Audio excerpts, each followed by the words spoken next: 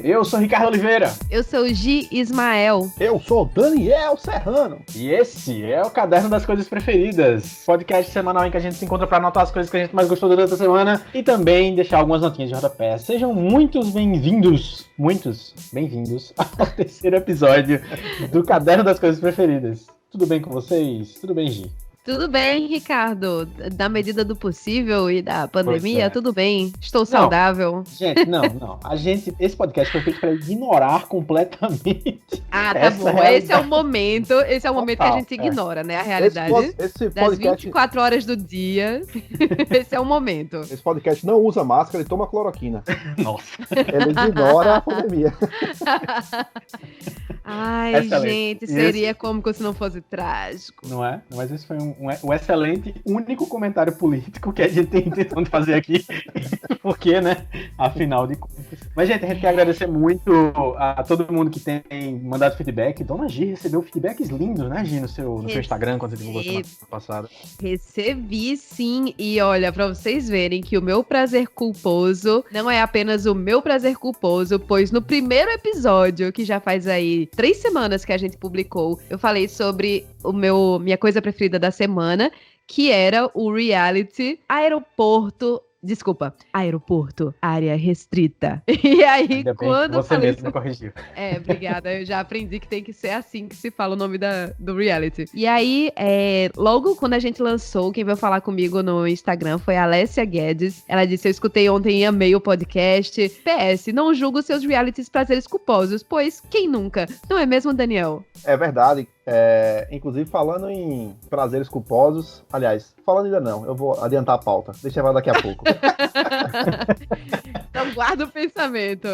Pois é, quem também elogiou o nosso podcast foi Isabela Remígio. Ela compartilhou falando que tudo pra mim um podcast sobre o meu programa preferido, o favorito, Aeroporto Área Restrita. E outra pessoa que vai falar também de Aeroporto Área Restrita foi Camila Coriolano. Um beijão pra Camila e pra Isabela e também pra Alessia. Muito obrigada pelo feedback, gente. Fez a minha semana ver os comentários de vocês, porque é muito massa, né, Ricardo? A gente começou um podcast agora, um bebezinho, e já tem gente, assim, de grupos sociais diferentes, de lugares diferentes, comentando sobre isso. Tu também recebeu feedbacks? Não, eu recebi um feedback específico que eu vou botar pra tocar pra vocês, aqui pra vocês ouvirem. Já gostava do Diversitar e tô acompanhando também esse novo projeto de vocês aí. Continuem, tá muito bom. E foi isso. O comentário que chegou pelo Anchor. Consegui. Não, a pessoa colocou não sei nada no nome dela. Acontece que eu reconheço a voz. É do meu grande amigo Neto, que tem conversado comigo sobre produção de podcast. Ele tá para começar podcasts dele também aí, provavelmente nas próximas semanas. E ele usou a bela função do Anchor, que você, querido ouvinte, também pode usar. Você pode ir lá, baixar o aplicativo do Anchor para ouvir a gente por lá e mandar seu comentário de voz, que nem não sei nada /Feliciano Neto mandou pra gente. Faça isso. Show! Obrigado a todo mundo que tá compartilhando. Tem sido, enfim, massa demais voltar a fazer podcast. A gente não trouxe isso aqui à tona ainda, né? A volta da gente enquanto diversitar e tudo mais, mas tem sido, de fato, o alívio da semana para esse momento turbulento que a gente tá vivendo. E, claro, pra gente conversar sobre as coisas preferidas das nossas semanas. E hoje com uma participação especial, veja só. No episódio de hoje nós temos Ricardo Oliveira, Daniel Oliveira Serrano e Giovana Ismael, mas também temos André de Leones, escritor brasileiro, que foi citado no número 2 e mandou pra gente uma participação, veja só. Lá no meio do episódio você vai ouvir a participação de André, que, enfim, mandou uma sugestão muito massa de coisas que foram as preferidas dele na semana passada. Eu quero começar hoje, porque eu sempre passo a bola para alguém começar, mas eu quero começar hoje porque eu tenho uma pergunta para fazer que tem tudo a ver com a minha coisa preferida da semana, que qual foi, você ouvinte pode responder aí mentalmente e depois mandar pra gente nos comentários em áudio ou de texto, ou seja o que for, qual foi a comida de rua mais doida, mais extreme, mais da sua parte corajosa que você já comeu na vida, assim. Eu queria saber, começar por Daniel, que é um cara que eu sei que tem o famoso bucho de avestruz. Pois é. Pelo menos até antes dos 30, assim, depois dos 30 a gente se lasca mesmo, não tem mais essa história de bucho de avestruz, mas deve ter histórias interessantes, Daniel. O que é que tu já comeu de mais excêntrico no meio da rua? Rapaz, assim, eu não sei se excêntrico se aplica, porque... Vale perigoso também. Então, só que eu fiquei pensando sobre isso e eu tive uma certa dificuldade de chegar a alguma coisa específica, ou de lembrar de algo específico, porque comer comida da rua nunca foi algo marcante pra mim, porque eu meio que nunca me importei muito com isso, tá ligado? O fato de ser da rua não fazia diferença. Tipo, ir lá no centro, a gente já trabalhou junto ali no centro, e eu comia ali churros, espetinho, tudo que a galera fazia, eu comia de boa, assim, nunca me estressou muito, não. Talvez a coisa mais inusitada que eu tenha feito na época da faculdade era sair com uns amigos meus de carro pra ir em Tuca de um bairro perto da universidade, que era bem distante, longe, pra comer numa barraca de açaí específica, que o cara fazia um milkshake de açaí que tinha gosto de banana.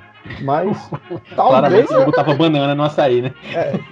Talvez a procedência dos ingredientes dele, que eu não sei de onde era, que tenha sido perigoso. E outra vez foi quando a gente tava na Balsa de Lucena, pra quem não conhece, é uma cidade que tem próxima aqui de João Pessoa, que você pode ir de carro ou você pode ir com uma balsa, ou ferry boat, como alguns chamam. E tinha um cara vendendo garrafinha, que algumas pessoas no sul do Brasil chamam de sacolé. E eu comprei e tomei na moral e tava muito boa, aquele suco de corante com água, que eu não sei de onde era. Mas nunca... Nossa infância, né? Mas nenhuma dessas comidas me deixou marcado por alguma coisa, não. Aí eu não sei se foi de fato perigoso ou só pitoresco. Total. E Gi, teve alguma coisa doida que já comeu de excêntrico? Assim, no ano passado eu passei minhas férias no Japão.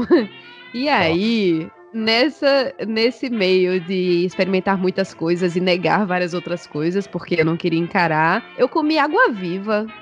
Olha aí. E se come água-viva? Ou se bebe água-viva. Pois é, se come. E foi Nossa, muito esquisito, gente. Eles servem como se fosse uma gelatinazinha. E rolou isso. E é até gostosinho. Tipo, não tem muito gosto de nada. Mas eu também fiquei assim, ok, mas come água-viva? Enfim. Meus companheiros de viagem provaram tubarão, provaram enguia, mas eu pulei esses porque eu fiquei tipo, eu prefiro passar. Mas comi um salgadinho de polvo, que é... O polvo mesmo, assim, tipo... Vocês já assistiram Hospedeiro? Sim. O filme sul-coreano? Sim. Então, eles fazem um churrasquinho de polvo, só que eu não sei explicar. É um doce feito com o tentáculo mesmo do polvo. Não é industrializado. É o tentáculo do polvo a vácuo de uma forma que fica docinho. E as pessoas comem isso como se fosse... Aqueles negocinhos da Finis, sabe? Sim, e tu comeu isso? Aquelas coisinhas. Comi isso, comi... Ele é um gostinho doce. Não tem... tipo, você não pensa, nossa, que gosto de polvo. Não tem gosto de polvo, sabe? E deixa eu ver. E teve também uma gelatina. É como se fosse uma gelatina, um espetinho de gelatina, parece um picolé, sei lá. Que é feito de feijão. Japoneses gostam de um doce de feijão, né? Tutu no palito. Gostam. Justamente. Bem, mas é isso. Tem algumas coisas assim que são mais radicais que eu passo, mas já comi essas coisas na minha vida e foi uma experiência interessante, porque me deu vontade de provar outras maluquices por onde eu for. Afinal, você conhece a cultura de um povo comer da comida estranha, né, não? Pois é. Isso. Ou comida de rua, né? Ou comida de rua. Pra complementar, é porque não foi bem comida de rua, foi num restaurante, mas foi pra coisa diferente. Quando eu fui visitar meu irmão na África do Sul, eu comi jacaré, que não é tão diferente pra muitas pessoas. Aqui no interior da Paraíba, mas nunca comi. Mas eu comi também... Tem gosto de galinha? Não, tem textura de galinha e gosto de peixe. O que é bom, eu achei gostoso. Aí eu comi também springbok, que é tipo antílope, e gnu, aquele bicho que mata a Mufasa do Rei Leão. Meu Deus. A minha frustração foi porque o cara não tinha carne de zebra no dia. Eu queria provar. Eu sei que zebra é um animal bonito e legal, mas eu fiquei curioso. Nossa, carne de zebra me lembra muito o Rei Leão também, quando as hienas estão lá comendo, elas rasgam assim o couro. Eu lembrava que eu assistia aquilo e ficava olhando, pensando, qual será o gosto que tem essa zebrinha? Parece bem gostoso, isso é verdade. Parece bem gostoso. A infância de Gi é peculiar, depois passou uma temporada vegetariana, quem entende, né? Pois é, quem entende? Eu não entendo. Aqui na cidade, vocês devem ter ouvido falar bastante disso, que teve uma época que tava o hype de a galera sair da balada e ir para o Mercado da Torre para comer comida pesada no café da manhã. Sim. Comer rabada com macaxeira. Com toda certeza. Esse tipo de coisa tava super no hype. Picadinho, buchada. Eu sempre ouvia falar disso e falava, amigo, essa galera já foi no Mercado da Torre no horário normal pra ver como é que é lá, assim, pra se garantir de comer mesmo e tal. E aí teve uma vez que eu decidi comer o churrasco normal, assim, de pegar uma quentinha lá e pegar um churrasco, um macarrão, uma farofa, um arroz e tal. E aí não foi bom, velho. Assim, além da comida não ter sido boa mesmo, me fez mal de verdade. Só que eu não guardei esse rancorzinho no coração e um certo dia eu tava muito afim de comer buchada. E o único lugar que apareceu perto de mim na época foi exatamente uma buchada que tem no meio do Mercado da Torre. E eu fui lá, comi sozinho a buchada numa barraquinha que se você passar na frente você não quer comer nada de lá. Assim. E buchada, assim, pra quem não é muito próximo do contexto, né? Do tipo ela não é só feito das partes Ai, gente, internas. eu não consigo encarar a buchada. Né? Mas é muito gostoso, velho. É muito bom. É muito gostoso. Se for bem feito. Isso. É muito gostoso. E aí, obviamente, ela pra ser boa, ela tem que passar por um processo muito cuidadoso de limpeza, né? De um cuidado com tudo aquilo. E é justamente o que você imagina ser o oposto de você comer numa feira, né? No mercado público. Onde, enfim, é roots, é bem roots. E foi, assim, provavelmente uma das melhores buchadas que eu já comi, que não me fez mal e que eu fiquei extremamente feliz depois. Eu adoro esse patamar. Uma das melhores que eu comi, não me fez mal. Você sabe que essa comida não te pertence. Porque alguns anos antes eu tinha ido a Maceió, eu fui dar aula e na sexta-feira à tarde, a aula era no sábado, eu comi uma buchada na sexta-feira à tarde num lugar assim, muito organizado, muito limpo, e eu fiquei passando mal no sábado inteiro, assim, dando aula, passando mal, pra você ter ideia. Ousadia e alegria aí, viu? Total. Pois é. Era pra ter deixado pra comer depois da aula, eu comi antes e tive uma infecção intestinal. Foi muito divertido. Mas eu tô perguntando essa história toda e contando tudo isso porque a minha coisa preferida da semana é uma série que eu ainda estou, inclusive, terminando de ver, como sei que seria o esperado que eu fosse recomendar só baseado numa série que eu vi totalmente, mas Street Food saiu a temporada nova dela agora na América Latina. É uma série da Netflix que tem 5 episódios apenas e que eu posso recomendar que já sem ter visto tudo, porque não tem conexão, são antologias, são histórias independentes umas das outras, tem uma unidade narrativa, tem uma unidade visual, um jeito único de contar, é dos mesmos criadores do Chef's Table, que é uma série que eu tenho um pouco de dificuldade, assim, que eu vou explicar porquê, inclusive, mas ela basicamente, a estrutura dela é um episódio de meia hora, em que se conta uma história em que é a história de uma pessoa que é meio que o centro do episódio. Essa pessoa geralmente é um cozinheiro de uma barraca, de um restaurante muito pequenininho, que fica dentro de um mercado público, que é uma coisa muito popular.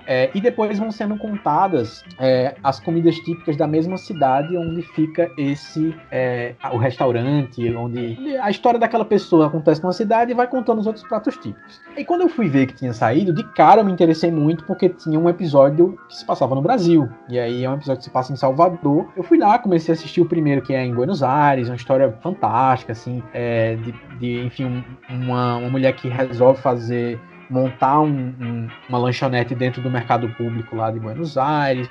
E aí, quando eu comecei o episódio de Salvador, eu já fui com uma certa resistência, porque eu não sou muito afeito às comidas típicas baianas, assim, não é uma coisa que eu curto muito, exceto pela muqueca, que é um negócio que eu acho que é mais universal, assim, no Brasil, e que eu gosto muito. Mas aí, eu fui ver, e aí eu fui começando a ver, e aí a história de uma senhora chamada Dona Suzana, que é a principal, assim, do episódio, e eu fiquei começando a ficar impressionado, assim, com como que a história estava se construindo, porque a história dela é muito peculiar, assim. Ela é uma pessoa que tem uma série de dificuldades fonoaudiológicas, assim. Ela tem um pouco a língua presa, ela tem um pouco de gagueira. Você consegue ouvir muito bem o que ela fala com muita clareza, mas aos poucos você vai percebendo na fala dela que ela tem várias dificuldades de fala. E aí a história começa a envolver bastante você, porque ela vai contando perrengues que ela já passou no começo da vida adulta, o que foi que fez ela decidir ter um restaurante. E ela tem esse restaurante num lugar muito excêntrico, assim, que é tipo como se fosse no meio de... Salvador tem muito esses altos e baixos, assim, né? E aí é no meio de como se fosse um morro, assim, que é de frente pro mar.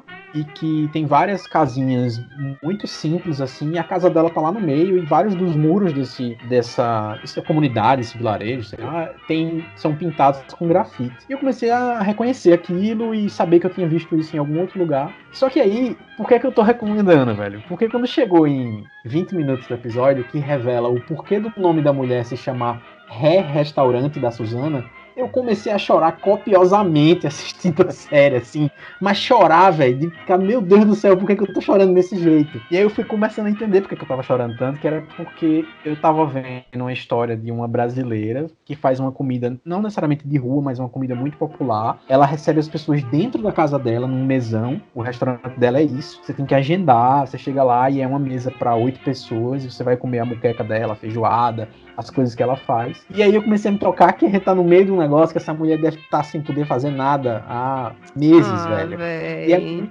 bate uma tristeza gigante, assim, de saber isso, mas ao mesmo tempo a beleza da história dela. E eu chorei num momento muito específico, que é quando revela o porquê do nome, e eu não vou contar especificamente porquê, porque é uma história bem bonita, que tem a ver com a galera que faz esses grafites lá no morro e tal. E vale, mas assim, velho, vale muito a pena assistir, de verdade. E aí, aos poucos, você vai vendo os episódios. O episódio seguinte que tem na série é sobre uma cozinheira no México. Depois é um cara que é descendente de japoneses e que faz...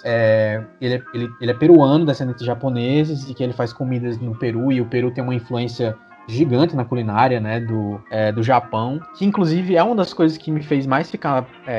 pilhado assim vendo a série, é que a coisa mais fantástica de comida de rua é essa coisa de que ela revela muito do povo, do lugar, e é a comida mais original, assim. Eu não sei vocês, mas eu tenho muita dificuldade com essa comida de restaurantes 4 estrelas no Michelin, e 3 estrelas no Michelin, e a alta cozinha, não sei o que. Eu tenho uma dificuldade particular, assim, com isso, que eu não preciso forçar essa dificuldade pra ninguém, é só uma dificuldade que eu tenho. Apesar de gostar de ter visto alguns episódios do Chef's Table, tipo o episódio sobre o Atala é interessante, o episódio do cara do russo lá, que tem um restaurante muito diferente na Rússia também, são interessantes porque eles resgatam muito da cultura local, secular, assim, dos países deles.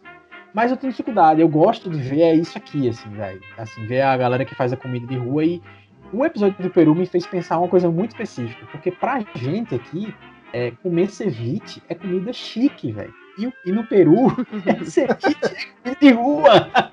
É a comida mais simples, é a comida que todo mundo come no dia a dia, que tem uma barraquinha que tem, assim, 2x2, e que ela tá fazendo o melhor ceviche do bairro ali, tá fazendo um peixe fresco, com tudo certinho, com tudo gostoso e tal. Falar que ceviche é aquela comida que a gente não sabe por que é cara, né? Porque a forma de preparo dela, a gente morando aqui ainda mais na praia, aqui em João Pessoa, é algo que é caro.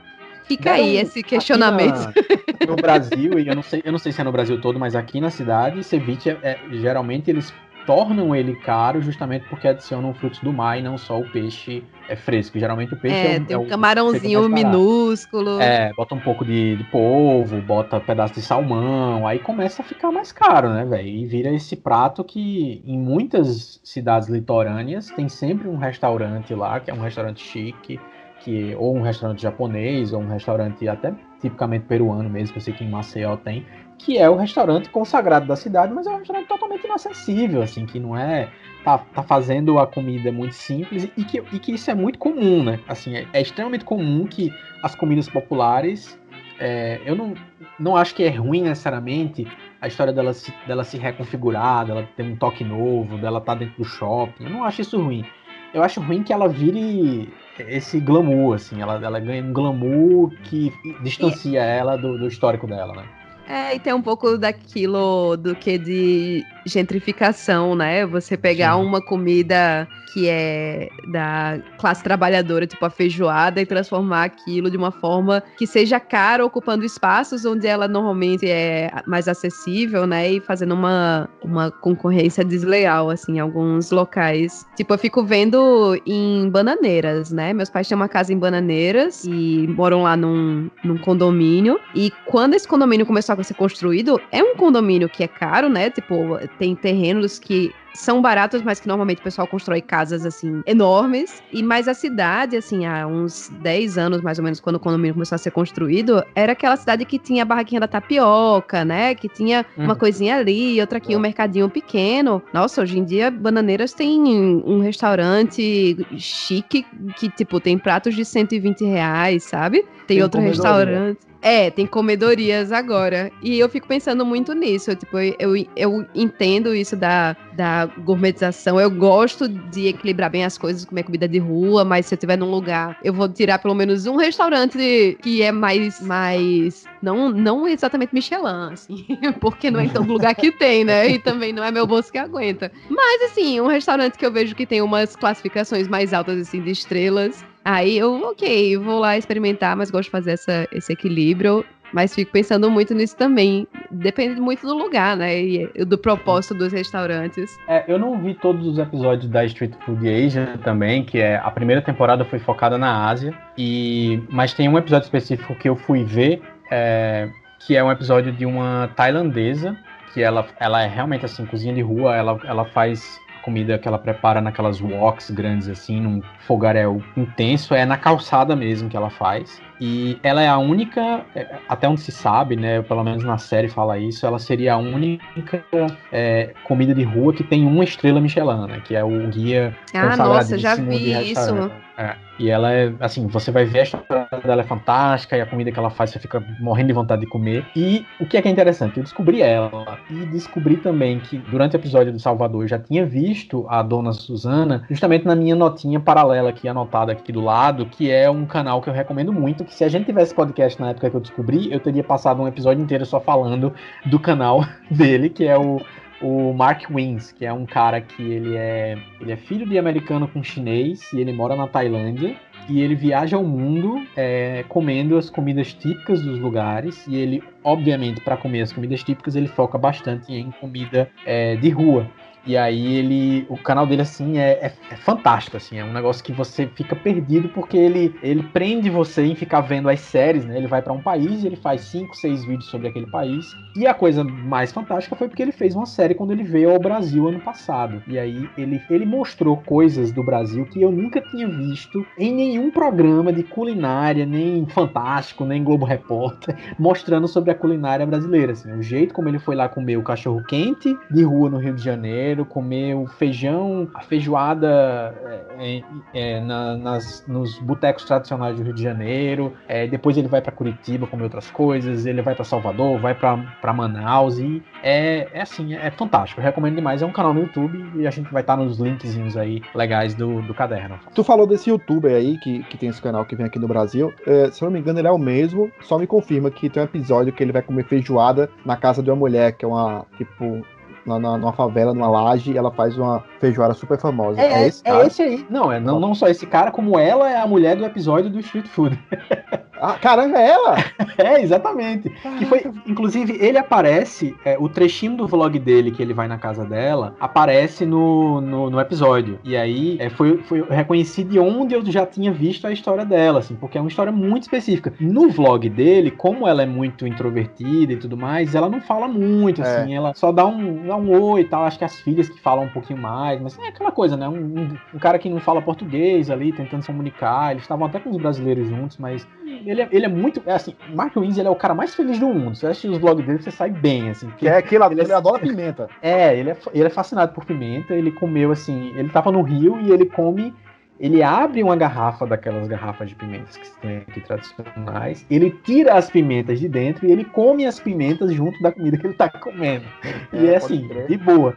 É muito curioso porque ele vai numa favela depois comer coxinha e ele acha forte aquele molho tradicional de pimenta chamado gota, que a gente tem aqui no Brasil. É muito ao contrário, assim, o bicho comeu a pimenta da garrafa, mas ele não aguentou o molho gota, que é o molho do dia a dia do brasileiro, assim, eu achei muito peculiar, velho.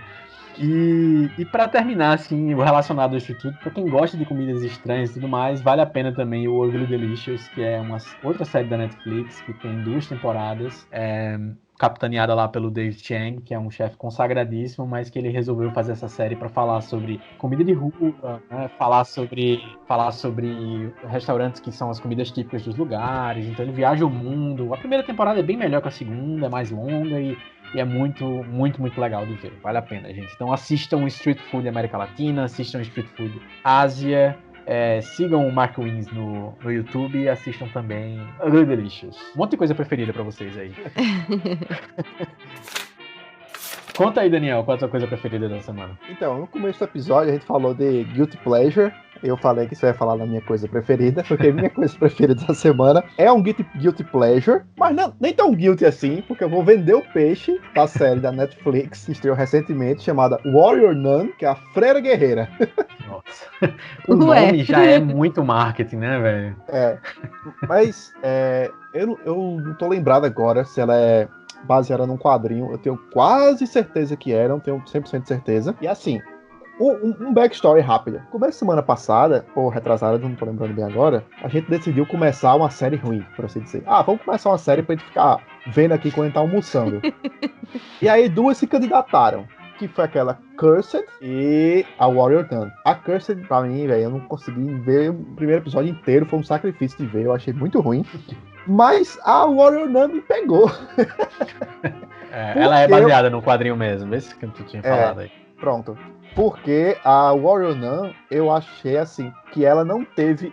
Ela foi mais aberta no sentido de se assumir como uma produção B mesmo, e não tentar ser um épico de fantasia e falhar, como foi o caso do Cursed. E aí, assim, ela tem um ar de produção B, porque a história dela é uma história B. O título já diz, que é o seguinte: existe uma briga eterna, né, entre a igreja católica e o inferno for real mesmo. E a igreja tem um secto de freiras que são guerreiras, são tipo freiras que são treinadas pra serem ninjas, tá ligado? Elas são ninjas muito treinadas. Fortes. O convento é tipo...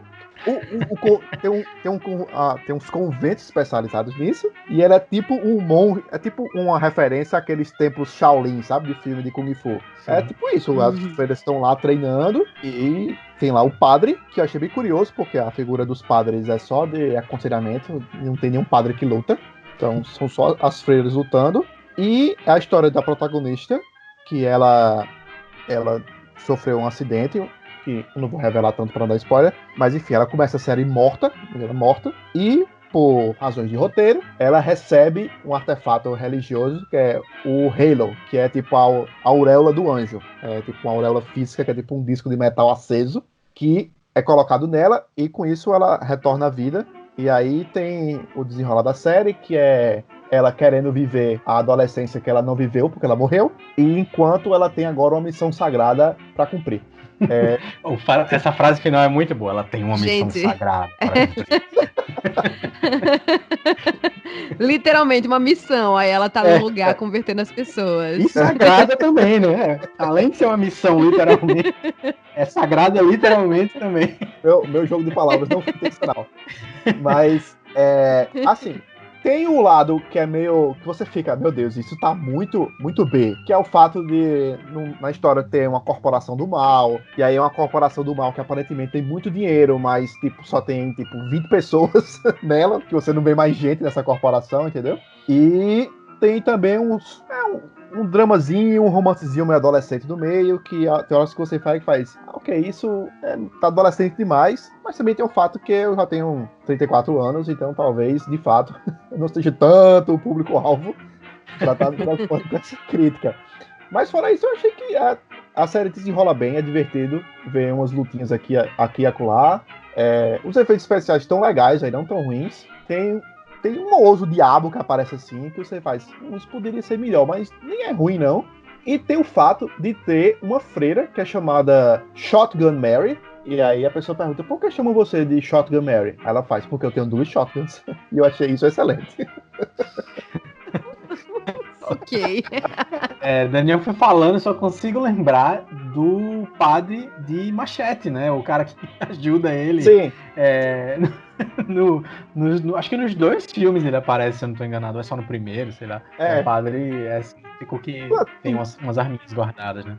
Tu falou de Machete e, por incrível que pareça, foi uma referência boa, assim. Claro, nem, assim, Freira Guerreira não chega aos pés de Machete, obviamente, porque Machete, do começo ao fim, ele se entende como um filme B, é tudo uma grande piada grotesca, assim, mas, assim, a Freira Guerreira, alguns momentos ela quer se levar a sério e tal, mas, no geral, é legal, mas, assim, a série, a própria locação dela é curiosa, porque não é nos Estados Unidos, a boa parte dela se passa na Espanha, o elenco é muito, de nacionalidade muito diversificada, apesar de, assim, todo mundo fala inglês, mas, tipo, a protagonista, que é a Ellen Page, europeia, e vocês vão perceber isso se vocês procurarem ela aí, é Alba Baptista, que é uma portuguesa, aí tem um ator francês, tem uma holandesa, enfim, a galera tá bem misturada, achei legal isso, e dá um certo refresco você mudar a locação assim, daquele padrão Estados Unidos. Eu não sei se é porque envolve muita igreja católica, né? E ela não é tão presente nos Estados Unidos. Talvez ficasse menos crível se a história se passasse por lá. Mas é divertido. É uma boa série pra se ver, assim, durante o almoço, quando tá fazendo outra coisa. É uma boa série de background, porque você não precisa estar vidrado na série o tempo todo pra aproveitar e assistir. E a história que vai passando, você vai correndo leve. É porque eu tava pensando assim, será que Daniel realmente tá vendendo o peixe dele? Porque eu ainda tô em dúvida se eu quero assistir essa série. Não, eu estou vendendo meu peixe, mas eu não quero fazer um oversell. Eu não quero fazer parecer que ela é uma mega produção, um negócio extraordinário. Eu prefiro vender um pouco mais, baixar um pouco a expectativa, porque quando eu comecei a assistir, eu fiz, vou ver isso aqui, qualquer coisa, pra ver se eu curto. E acabou me surpreendendo positivamente. Se você for com a expectativa muito alta, entendi. Pode ser que você se decepcione. Mas se você estiver procurando algo leve, passatempo, assim, que você não precise de tanto compromisso pra aproveitar, eu recomendo Warrior Nun. Cara, e é uma série que provavelmente pega muito do filão da galera que deve estar órfã de Supernatural e talvez até tente pegar pela nostalgia de Buffy, né, de Buffy Caça-Vampiros, assim. Quando tu foi falando, eu fui sentindo uma coisa bem próxima, assim, do universo, né. Ela brinca com o dilema de todo super-herói, né, que é o lance de sua liberdade de fazer o que quer versus a obrigação que você tem de cumprir mediante os privilégios que você recebe de mão beijada, entendeu? É tipo isso, é legal. Total. E quando tu foi falando também, eu lembrei de um negócio que a gente descobriu no Twitter esses dias, muito aleatoriamente, e eu vi que tu gostou muito também, que é aquela história em quadrinhos online, Jirimun, a Exorcista Assalariada, né? Que é do Delion Stu.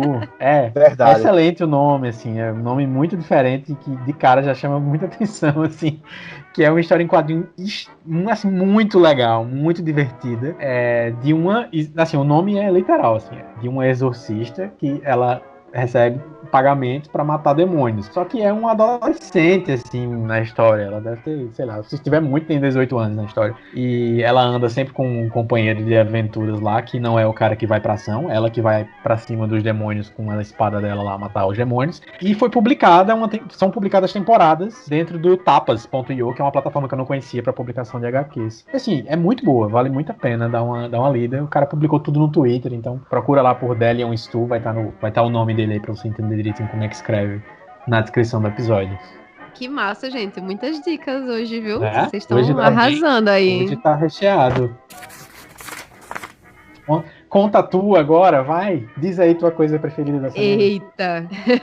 Então, se fosse minha coisa preferida dessa semana especificamente, eu estaria mentindo, mas eu acho que vale, porque eu venho consumindo há algumas semanas, apesar de não ser uma série. Estou falando aqui do musical Hamilton, ou Hamilton para os mais íntimos. Então, Hamilton é uma produção da Broadway que finalmente, depois de 5 anos da estreia em cartaz na Broadway, graças à pandemia, graças não, né, gente? Graças é péssimo. Por conta da pandemia, por conta dessa bendita pandemia, o musical foi colocado na internet com uma gravação de uma das primeiras exibições, digamos assim, da peça, né? Que é um musical escrito, dirigido, protagonizado e etc., idealizado por Lin-Manuel Miranda, que é um talentosíssimo homem de 40 anos de idade, norte-americano. Ele se eu não me engano, ele é a primeira geração americana, ele tem pais que são de Porto Rico, né? E ele é um cara de 40 anos de idade que tem 3 Tonys, 3 Grammy Awards, Emmy Awards, indicação ao Oscar, e ele é vencedor de um Pulitzer. E aí você olha e fala, meu Deus, com 40 anos de idade, o que é que eu estarei fazendo da minha vida? E Hamilton, bem, vamos lá para a sinopse, não vou fazer o que eu fiz semana passada, vou falar logo no começo o que é a sinopse desse musical. Então, pode não interessar muitas pessoas, como eu achei que não iria me interessar, mas Hamilton fala sobre um dos pais fundadores dos Estados Unidos, que é o Alexander Hamilton, que foi quem lutou também aí pela independência dos Estados Unidos no século XVIII. E aí a história conta como é que foram as batalhas da independência, como é que foi toda a questão burocrática, toda a separação dos Estados Unidos como colônia da Inglaterra, enfim. Taj, por que esse musical é tão especial? Por que é tão legal? Então, essa história é contada através de músicas de hip hop, que são canções no estilo do rap, R&B, pop, e não ficou brega. Não ficou como se fosse um professor de ciências tentando ser legal, contando uma fórmula, sei lá, uma fórmula pra fazer alguma coisa que eu não consigo pensar em nada agora do colégio pra dar exemplo. Sorvete. Pronto, sorvete. Exatamente, a fórmula do sorvetão, etc. E essa música, ela é composta pelo próprio Lin-Manuel Miranda, que é um talentosíssimo compositor. O cara, inclusive, o Oscar que ele concorreu foi pela trilha original de Moana, a animação, né, da Pixar, que é uma baita animação, também com músicas excelentes. E são 2h30 de espetáculo contando aí essa história da independência dos Estados Unidos. E além dessa música que é de muita, muita, muita boa qualidade, é o tipo de música que você não percebe que tá escutando um musical, sabe? De tão produzida, tão bem produzida, tão bem moderna, digamos assim. Porque a gente tem uma ideia de como que deve parecer musical, né? Como que normalmente são os musicais. Mas Hamilton é como se fosse uma joia do rap, do hip hop, assim. Você pega o disco pra ouvir, você fala, meu amigo, que disco incrível. Pronto, é um musical da Broadway, falando sobre a independência norte-americana. E aí, na verdade, essa produção, ela estreou em 2015 na Broadway, e ela é uma das 10, tá entre as 10 maiores produções da Broadway de todos os tempos, né? Que mais arrecadou lucro durante esse tempo de estreia. Isso concorrendo com peças que estão aí desde a década de 80, enfim. E ela é a 6ª produção que mais arrecadou dinheiro já na Broadway. E tá agora de forma livre para o pessoal no Disney Plus. Ou então, se vocês sabem, aquelas outras alternativas, né? Para assistir as coisas. Street food. Tem uma coisa que eu acho que é importante ressaltar, porque quando tu tá contando assim que tem hip hop, R&B, música pop, talvez fique parecendo pra quem nunca viu nada que é uma coisa que é como se alguém nos dias de hoje estivesse contando a história do passado. Mas a história se passa na época, né? Essa é a coisa diferente. Exatamente. Isso que é massa da produção. Porque além de ter um elenco diverso, racialmente diverso, a gente tem negros, a maioria todos os personagens principais são não brancos. O único personagem branco, realmente, assim, como um dos personagens, né, que, tipo, tem nome na produção, o único personagem branco é uma piada, digamos assim, no roteiro, que é o rei da Inglaterra, né? Eu não lembro agora qual é o rei que era naquela época. Depois eu vou catar essa informação. Mas o elenco, ele é engraçado porque do pescoço pra baixo são vestes da época do século XVIII, de 1776, né? Que é quando começa o espetáculo. Então as vestes são ali vestes de época, o ambiente é um ambiente de época, o cenário não muda muito, mas a gente tá ambientado de fato no século XVIII. Só que os cabelos são os cabelos naturais, então tem muito Black Power, tem tranças, tem dreads no espetáculo. Isso porque são pessoas ali, negras, pessoas de ascendência hispânica, que estão contando uma história protagonizada por brancos e que explorou tanto essas outras pessoas, né? Essas outras cores de pele, digamos assim. E é bem interessante ter esse elenco diverso, até porque o Lin-Manuel é um desses imigrantes. É interessante ter esse elenco diverso, porque Hamilton, apesar de ser uma história sobre algo muito tradicional e contado nos livros de história, daquela forma patriota e etc., traz muito à tona algumas discussões de forma sutil, mas que você entende, sobre políticas contra a imigração. Tem uma parte muito peculiar do espetáculo que eu nunca vou esquecer, assim, quando eu assisti em vídeo, né? Além de ouvir aquilo, mas assistindo em vídeo, é quando o Hamilton, que é interpretado pelo Lin-Manuel, se encontra com Lafayette, que é um francês, né, na história, e eles dois se encontram ali, quem interpreta o Lafayette é um ator negro, e aí eles olham assim pro outro e falam, imigrantes, a gente conclui os trabalhos, que é meio que um slogan que tem pró-imigrantes, né, ou enfim, ou contra as políticas contra a imigração nos Estados Unidos, que é Immigrants, we get the job done, que é como se estivesse falando, a gente aqui que é imigrante, a gente faz esse trabalho aqui todo que vocês estão vendo. Porque o Alexander Hamilton, ele vem de uma ilha do Caribe. E aí toda a história é sobre como esse cara que saiu lá de uma ilhazinha do Caribe, quase sem educação nenhuma, tipo, no sentido de que ele não estudou, como é que ele saiu de lá de uma ilhazinha tamanho de nada, chegou nos Estados Unidos, foi um dos comandantes ali, lutou lado a lado com George Washington, sabe? Virou o secretário do Tesouro dos Estados Unidos, lutou pela independência do país. Como é que isso tudo aconteceu? Isso, inclusive, é o mote inicial aí do musical. E é engraçado porque eu já vinha ouvindo o musical há uns 2 anos mais ou menos. E quando foi nessa pandemia, algumas semanas que falaram, foi nesse mês de julho, que ia sair o musical em vídeo, eu falei, meu Deus, não acredito que eu vou poder assistir, não acredito. E é isso, não paro de ouvir ainda assim a música. O musical, o vídeo mesmo tem 2h30, 2h40, então é uma boa assistida. Assisti uma vez, mas continuo ouvindo ainda o disco que tem no Spotify, enfim, todas as plataformas. Fantástico. E eu tô no time de pessoas que tá doido pra ver, porque conheço a fama e tudo mais.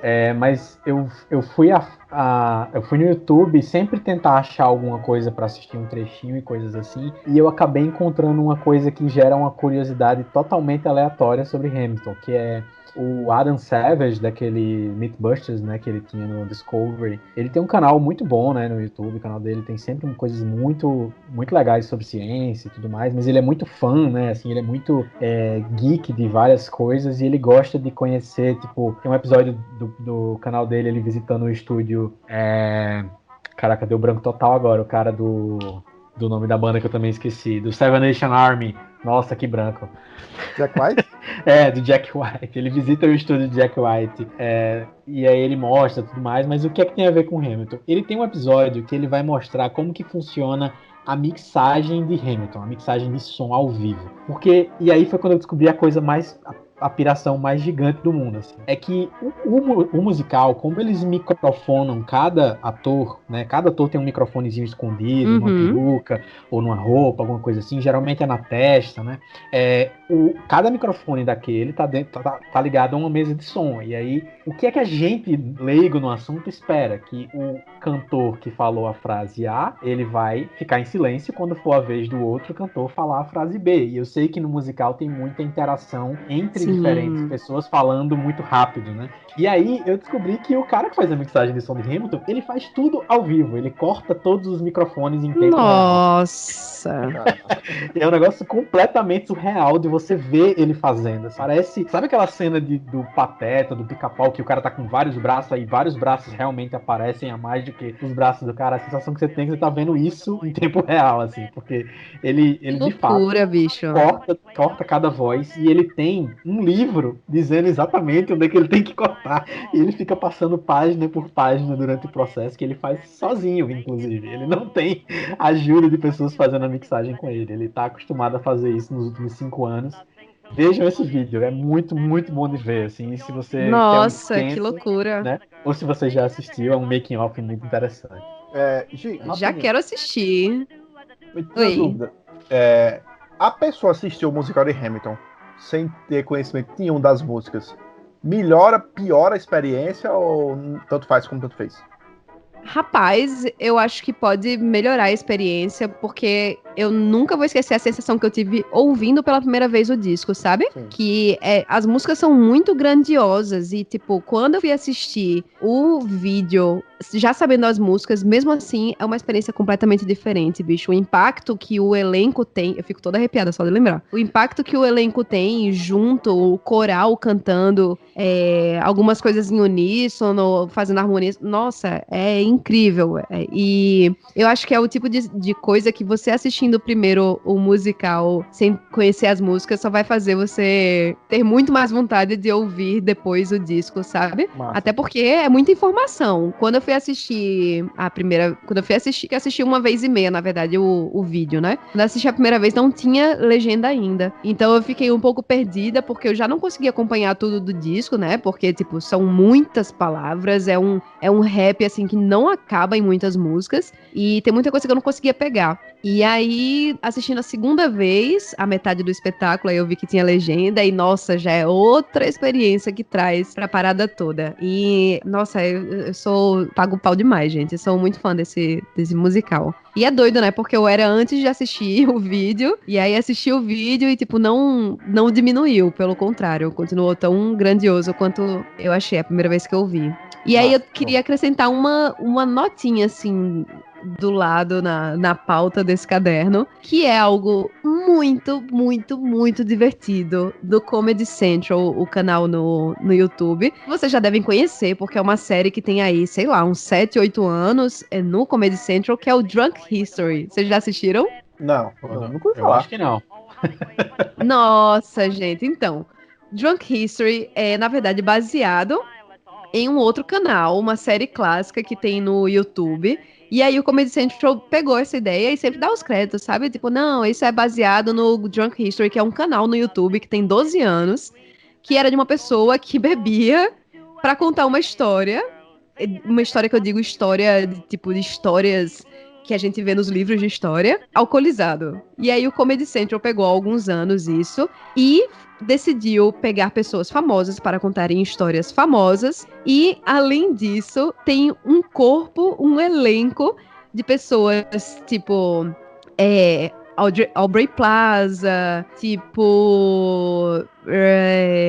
Cara, eu só imagino ela fazendo isso, porque é a cara dela. Então, tô tentando lembrar outros personagens agora, mas Bill Hader participa, Jenny Slate participa, enfim, são atores da vida real, o Mandy Moore. E aí a galera meio que dubla enquanto a pessoa bêbada está contando a história. Então, tem o Lin-Manuel Miranda, bêbado, contando uma parte de um escândalo que acontece no espetáculo e na vida real de Hamilton. E aí ele conta isso. E a Aubrey Plaza, por exemplo, ela interpreta Aaron Burr, que é um capitão. E eles ficam dublando, gente, a pessoa bêbada contando a história. E é muito engraçado. E se você procurar por Drunken History Hamilton no YouTube, você vai ver que tem vários vídeos, tipo a vida de George Washington, aí tem as batalhas, a galera... Nossa, gente, é muito engraçado. E assim, o povo bebaço no final das contas. E eu gostaria de... Nossa, é muito bom. E eu gostaria de falar que o melhor episódio de Drunken History, apesar de eu ter falado do Hamilton, é um que uma comediante que eu não conhecia, chamada... Vou achar aqui o nome dela, pra vocês verem que eu realmente não conhecia, coitada. Bem, Já eu encontro. Uma comediante, ela conta a história de uma irmã de Cleópatra, uma irmã mais nova de Cleópatra, que eu não conhecia essa história, eu não sabia que essa mulher existia, essa menina, na verdade. O nome da mulher é Lyric Lewis. E ela conta, e quem faz a Cleópatra é Aubrey Plaza. Essa mulher é incrível. E esse é um dos melhores episódios, Drunken History Cleópatra e o Drunken History Hamilton, para vocês assistirem um pouco de como que é uma versão ainda mais despojada da história de Hamilton e etílica também. Fantástico, velho. Caraca, realmente as notas paralelas hoje estão tão boas que talvez as notas de rodapé fiquem tímidas, mas a gente vai chegar lá. Porque antes das notas de rodapé, a gente tem uma participação muitíssimo especial no episódio passado, que Gi falou sobre Boca a Boca, a série da Netflix. Ela compartilhou, eu comentei, na verdade, que a história me lembrava a história de Dentes Negros, pelo fato de ser uma história que se passa no Brasil, tem um clima um pouco pós-apocalíptico, assim, ou beirando isso, no caso da série. No livro Dentes Negros tem isso de uma forma muito evidente, que é um livro que eu li porque eu estou fazendo uma pesquisa específica de um projeto que eu estou envolvido e que foi uma indicação de um amigo no Twitter, e o autor, eu fui seguir ele no Instagram, e André de Leones, o autor, é super gente boa, me seguiu de volta, bateu um papo comigo sobre umas coisas que eu comentei do livro. E aí, quando eu marquei ele nos stories na semana passada divulgando o episódio, eu disse: André, manda aí pra gente tua coisa preferida da semana. Assim, uma coisa que eu não tinha comentado é que ele tem um excelente podcast chamado Diário Mínimo, que está disponível em todas as plataformas também, e é um podcast sobre cinema, e assim, é ele e um amigo dele falando bastante sobre filmes de um diretor, filmes de uma temática específica. Tipo assim, eles comentaram, por exemplo, a filmografia mais recente do Clint Eastwood num episódio, que é bem, bem bom de ouvir, assim. Eles falar de cinema sem frescura, sem muito academicismo, mas também sem ser apaixonado demais, uma coisa bem, bem equilibrada, assim. E aí eu falei: André, manda aí. Ele topou, velho. Eu achei isso sensacional. Então, vamos ouvir, eu vou colocar aqui para tocar para vocês. Ai, que massa. Olá, eu sou André de Leones, eu sou escritor, e o Ricardo me convidou para participar do podcast, dizendo quais são as minhas coisas favoritas, né, as coisas que eu tenho lido e visto nos últimos dias e de que eu tenho gostado mais. Antes de entrar nisso, eu gostaria de agradecer a vocês aí pela menção a um dos meus livros, a novela Dentes Negros. Eu queria agradecer aí pela lembrança aí no episódio anterior. Eu achei muito gentil da parte de vocês e espero que isso ajude a trazer mais leitores, né, para esse livro e para os meus outros livros também. Valeu mesmo. O que eu tenho visto, eu tenho fuçado bastante no catálogo do Amazon Prime. Há algumas pérolas escondidas por ali, principalmente filmes não tão recentes. E uma delas que eu encontrei recentemente é o filme If, né, Se, do Lindsay Anderson com o Malcolm McDowell. É um filme do final dos anos 60, é um clássico ali da nova onda do cinema britânico, surgida por aqueles dias, que aborda de uma maneira muito original todo aquele caldo de contracultura que o mundo estava, digamos assim, vivendo naquele momento, né? Então é um filme muito paradigmático nesse sentido e extremamente bem realizado. É a estreia do Malcolm McDowell, salvo engano, que depois viria a ficar bastante famoso como o protagonista do Laranja Mecânica, né, do Kubrick. Então é um filmaço, um grande ator, e tá lá escondido no Amazon Prime, lá é só dar uma busca lá que vocês encontram. Eu tô relendo por esses dias o Ulisses, do James Joyce, que é um dos meus livros favoritos. Eu acho um romance, tem toda essa fama de difícil, exigente, tudo mais, ele de fato é difícil mesmo, principalmente para uma primeira leitura, mas que ao mesmo tempo é muito recompensador. Não à toa é um romance tão seminal, né, tão importante no âmbito da literatura moderna, e eu estou relendo aí pela enésima vez, porque a minha esposa nunca o havia lido, e ela decidiu se aventurar neste ano, aproveitando aí quarentena e tudo mais. Então a gente está lendo aí aos poucos, eu releio um capítulo por dia com ela e tal, e tem sido muito bacana mesmo. Então as pessoas têm esse negócio, esse preconceito meio bobo às vezes com esses livros, né, maiores, digamos, em todos os sentidos, né, inclusive de extensão, mas que eu acho uma bobagem sem tamanho. Eu acho que a gente tem que encarar qualquer livro, qualquer obra literária, qualquer filme também, sem nenhum tipo de preconceito dessa espécie, assim, sem até ler, assim, eventualmente numa primeira leitura desses livros mais pesados, digamos assim, muito pode nos escapar, mas aquele lugar comum segundo o qual há livros para serem mais do que lidos, mas relidos, é verdadeiro, né? Apesar de ser um clichê, mas é verdade. Então a gente tem que... E o Ulisses realmente é uma das coisas, uma das minhas paixões na vida, assim. Então é isso, eu deixo essas duas indicações aí. Espero que vocês tenham achado interessante. Então, muito obrigado pelo convite. Parabéns aí pelo podcast. Eu vou seguir ouvindo vocês. Abração. Uau, hein? Demais, né? Muito bom. Obrigado, André. Obrigado de verdade pela participação.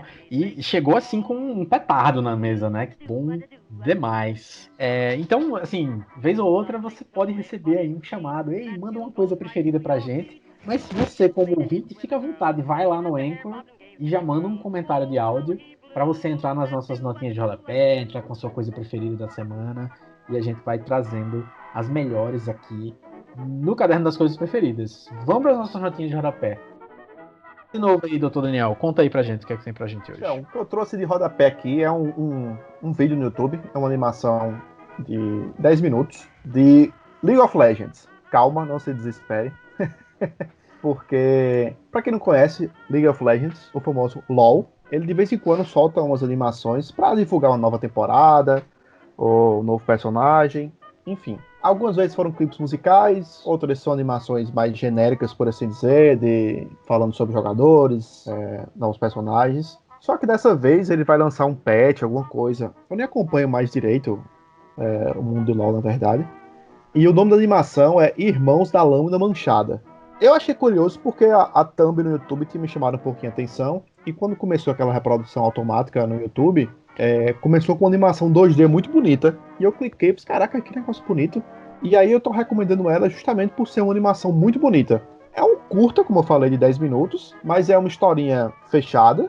Tipo, não precisa entender do universo de LoL pra apreciar o curta.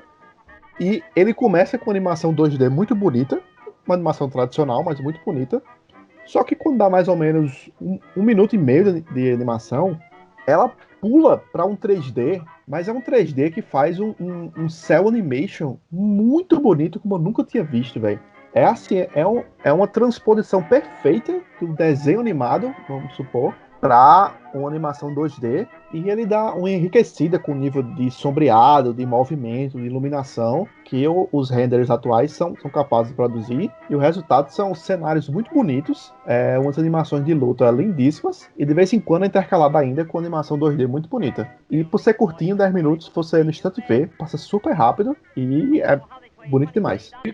É meio que uma tradição nova, né, dos jogos, né? O Overwatch faz uns curtas também, né? Isso. A galera tá investindo bastante nesse conteúdo de marca, assim, que muitas vezes é um curta mesmo e pega um pouco do universo do jogo, ajuda a aumentar o lore, né, do jogo, esse tipo de coisa. Exatamente. Né? Muito bom, velho, muito bom. Então, Irmãos da Lâmina Manchadas. Procurar isso no YouTube, aparece de cara aí no canal do League of Legends Brasil. E eu vi aqui um trechinho e tô curioso, velho. Fiquei curioso de verdade. Conta aí, dona Gi, o que é que tu tem pra gente nas notinhas de rodapé pra gente seguir? Então, Daniel falou sobre freiras, igreja, inferno, quadrinhos. E olha só, o meu também envolve essas coisas, menos freiras. A minha indicação é uma indicação que não é nova, na verdade. A minha notinha de rodapé. Mas eu estou assistindo agora, então pode ter muita gente aí que também tenha protelado esse tempo todo e que não tenha assistido. Estou falando de Lucifer, a série que era da Fox e tornou-se depois uma produção Netflix que estreou em 2016 na Fox e aí tá atualmente na 5ª temporada na Netflix. Em 2019 foi renovada, né, pela Netflix. E aí, Lucifer é baseada no personagem do Sandman, que é o quadrinho, né, a graphic novel de Neil Gaiman. E aí o Lucifer é um protagonista, um antagonista da... Era antagonista que eu ia falar? Pera. Anti-herói? Não, então, é um personagem de Sandman e que depois tornou-se protagonista no próprio spin-off, que é o Lucifer. E eles são publicados aí pelo selo Vertigo da DC Comics. E é uma série que é baseada nesse quadrinho. Só que, como é da década de 80, né? No final da década de 80, o Lucifer, o quadrinho no caso, tem muitas e muitas adaptações da série. E a série basicamente é uma série de comédia, que mistura aqueles crimes, né? Porque o Lucifer, ele torna-se... Vamos lá, de novo eu pulando a história! É porque eu tava contextualizando, eu me justificando. Eu estava contextualizando de onde vem. De onde vem a série, né? Que é baseada nisso, etc e tal. Sobre o enredo da série... na série, certo? Lúcifer, ele basicamente é expulso do inferno, onde ele está lá comandando, né, o inferno, e ele é expulso e ele decide passar um tempo, na verdade ele foge para passar um tempo sabático. Ele cansa de comandar o inferno e vai morar em Los Angeles. E aí ele tá em Los Angeles e tem uma boate que ele é proprietário, ele faz vários favores com algumas pessoas, né? Tipo, ele dá alguma coisa para uma pessoa, em troca a pessoa fica devendo algo a ele. E vivendo nessa vida, assim, ele descobre que ele tem um talento que ele pode tornar-se um conselheiro, digamos assim, da polícia de Los Angeles. Ele passa a trabalhar ao lado de uma detetive para investigar alguns crimes e tal, porque ele tem um poder de persuasão muito forte. E ele consegue fazer as pessoas confessarem qualquer coisa. E aí é uma trama muito interessante. Eu achei muito mais massa do que eu imaginei que eu acharia, porque ela tem uns toques de comédia que eu achei muito gostosos, assim, uma comédia divertida mesmo. E tem um enredo que é interessante, toda essa história de céu e de inferno, e traz os personagens bíblicos, traz o anjo, que é o irmão dele, o Amanadiel, traz um demônio, que é uma companheira dele, digamos assim, de trabalho e de vida, que é a Mazakin. E aí tem todo o papo, ele meio como é a relação estranha dele com Deus, e como que ele não é o mal encarnado, mas como a função dele como o diabo é punir as pessoas e não ser o mal de toda a existência, enfim. Nossa, é muito interessante, gente. Eu tô adorando. Tô agora na 3ª temporada, então não sei o que acontece daqui pra frente, mas vi que a 4ª e a 5ª temporada são tão boas quanto essas outras. Aliás, a 4ª, né? A 5ª não estreou ainda. Mas que é uma série que vai sempre crescendo e que, quando foi pra Netflix, continuou bombando aí. Daniel, tu quer falar? Não, é só pra registrar que eu achei muito curioso a frase Lúcifer tirou um sabático. Eu também. A série me pegou aí. Se esse for o foco, eu quero assistir. E segundo... Ai, foi. Não foi proposital. Que quando tu falou que ele trabalhou com a polícia de Los Angeles, eu achei que era porque ele conhecia vários assassinos, né? Então ele já sabia o modus operandi da galera.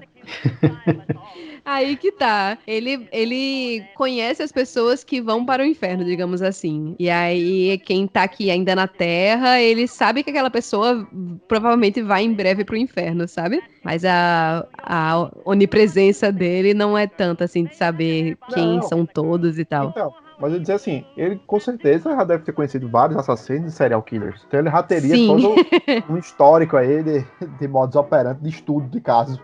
E ele, na verdade, gosta de trabalhar ao lado da polícia porque ele quer punir aquelas pessoas. Ele sente saudade de punir as pessoas, ele sabe que a missão dele, digamos, é essa, é punir as pessoas. E aí, quando ele vê, tipo, que alguém é realmente culpado daquele assassinato, porque ele trabalha no departamento de homicídios, aí ele vai atrás de punir aquela pessoa como um bom justiceiro que ele é, se não o maior justiceiro de todos. E aí é isso, gente. Lucifer, que tá disponível na Netflix, tem aí 4 temporadas. A 5ª temporada estreia em 21 de agosto de 2020. Olha aí. Sensacional. É isso. Muito bom. Te convenci, Ricardo? Tu vai querer assistir? Me convenceu. Ou não? Eu vou assistir um episódio. E aí eu volto pra contar pra você o que é que eu achei. Porque todas as vezes que eu vejo divulgações de Lucifer, eu sempre acho que é um negócio meio 50 tons de cinza, porque ficam focando no abdômen do rapaz, e aí eu penso que esse é o assunto da série. Não, então, eu fui assistindo, esperando isso, porque eu também já tinha visto, tipo, postagens, tipo, cenas mais quentes de Lucifer e tal, mas é pelo contrário, tipo, as partes, na verdade, não teve nenhuma cena de sexo até agora, nessas 3 temporadas que eu assisti, então é uma série que é muito mais sobre o charme dele e sobre você ser envolvido pelo personagem, porque ele é um personagem muito envolvente. Quem vive aí o Lúcifer é o Tom Mellis. E, nossa, ele é muito carismático. Quem iria imaginar que o diabo fosse tão carismático, né? Mas é isso que é massa na série. E ela tem muito mais um tom de comédia do que um tom de mistério, por exemplo, sabe?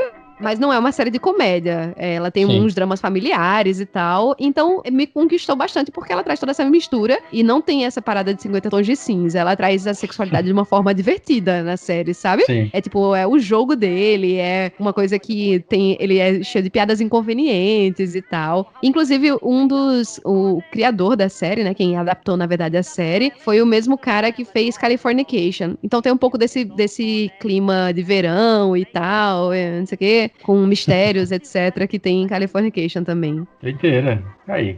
Lucifer Netflix, né? Que a notinha de rodapé da Dona G. Pra não sair muito da Netflix, eu vou dar uma dica de filme, que é o Nobody Knows I'm Here, que é pra quem tá com saudade de Lost. Eu salvei nos favoritos, ainda não assisti. Vale ver, assim. Pra quem tá com saudade de Lost e lembra do famoso Hugo Hurley, né? É isso mesmo? Hugo Hurley, exatamente. Que é vivido pelo Jorge Garcia, que é um ator que tinha sumido, né, cara? Ele fez Lost, a gente não tinha tido nada muito expressivo dele, assim, que ele apareceu e tal. E acaba que a história do filme é um pouco isso, assim, a história de um menino que, na verdade, nunca apareceu, mas que teve uma história forte na infância. Ele era o cantor de um menino que era o cantor que dublava. Como é que é isso? Ele vai fazer um teste para ser cantor na infância, gosta muito da voz dele, mas você não tem o biotipo que eu preciso, ele é mais cheinho, assim, e tal, e aí, o que é que eles fazem? Colocam um menino pra ficar cantando, e ele cantando dublado, assim, cantando playback, que quem cantou foi o primeiro menino, que é, no caso, o Jorge Garcia no futuro, né, vivido por ele na vida adulta. A história em si, na verdade, se passa no momento em que ele tá vivendo isolado do mundo, assim, meio traumatizado, vive com um tio numa espécie de ilha, assim, isolado, e aí começam a acontecer algumas coisas que vão começando a revelar esse passado e os traumas dele e tal. E vale muito a pena, assim. É um filme que tem um clima massa, assim, que termina com uma nota bem positiva, bem interessante, assim, tem sua força. E a segunda notinha de rodapé é uma série do YouTube que eu sinto que tem menos gente vendo do que deveria ver, que é a série chamada Sala de Roteiro, que é escrita pelo Antônio Prata, que é colunista da Folha, cronista, e é dirigida pelo Fernando Meirelles. E é provavelmente a melhor coisa que teve dessas séries de ficção que são feitas gravando remotamente, assim, que os atores estão todos numa videoconferência, eles vão interpretando o texto. A gente não sabe se em tempo real, mas é para dar essa sensação de ter sido em tempo real. E basicamente é uma sala de roteiro, cujo roteiro que está sendo escrito é a história do Brasil atual. Então as pessoas ficam discutindo como é fantástico, e aí eu já estou imaginando que no terceiro episódio vai ter o presidente do Brasil oferecendo uma caixa de cloroquina para um avestruz. Eles vão ficar discutindo isso porque é o que eles discutem na série. Basicamente, eles ficam conversando, tipo, pô, mas a gente poderia fazer o Queiroz aparecer e ele vai estar numa casa, e aí atrás dele vai estar escrito ali um cartaz valorizando o AI-5, e aí o cara diz, não, mas eu tive uma ideia muito boa. A gente vai colocar do lado do cartaz uns bonequinhos do Tony Montana. E aí alguém diz, não, pelo amor de Deus, isso não vai ser crível. Que é isso, exagero. E aí a brincadeira da série é toda essa. Deles falando sobre as coisas do Brasil de hoje como são extremamente esdrúxulas, mas como se eles fossem os roteiristas dessa série que está acontecendo em tempo real, da política de hoje, da pandemia e tudo mais. E assim, vale muito a pena. São episódios de, sei lá, 10 minutos e tem 2 episódios até agora. Tá saindo, acho que mais ou menos de 15 dias. Massa. E é isso. Show de bola. Que massa, bicho. É muito doido. Material tem que sobra, né? Agora. Tem muita coisa. E eles falam... assim, velho, vale muito a pena. Não vou ficar nem moendo tanto aqui não, porque vale muito a pena ir lá assistir. Acho que foi isso, hein? Cara, esse episódio eu acho que foi o recordista, hein? Recheado. Não, estamos aqui realmente em 1h e pouca já de 1h15, mais ou menos. Maravilhoso. Fiquei muito feliz com esse episódio, pessoal. Esse é o meu feedback do episódio, então gostaria que vocês usassem esse áudio no próximo episódio. Gostei muito das dicas, vou conferir o Street Food, é isso? Sim. Não sei se eu vou conferir o das freiras, mas vou conferir com certeza a animação que Daniel indicou. Ai, gente, show de bola. Muito bom, muito bom. Então, galera, a gente continua contando com vocês para passar o caderno das coisas preferidas para frente, para mandar pra gente as suas coisas preferidas. Manda lá um áudiozinho no Anchor, manda, sei lá, no Twitter mesmo, no Instagram, quando a gente postar as coisas, responde, dá um reply lá falando a sua coisa preferida, se você assistiu alguma das coisas que a gente recomendou.